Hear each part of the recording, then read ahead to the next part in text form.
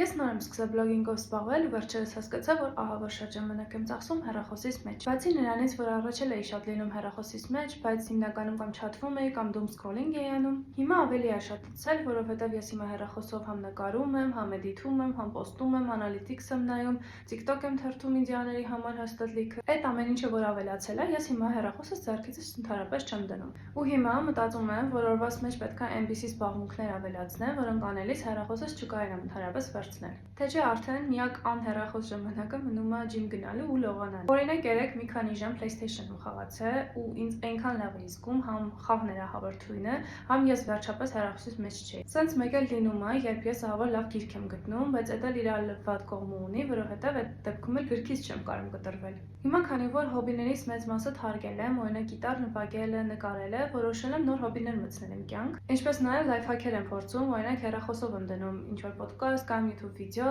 որ չուզենամ հեռախոսով վերցնեմ, թե չէ վիդեոն կանջատվի։ Իսկ դուք ինչ հոբիներ եք վերջերս փորձել, եկեք կիսվենք դրանցով, իրար օգնենք ու կտրվենք վերջապես սոցիալ մեդիաներից ու ավելի հետաքրքիր բաներով զբաղվենք։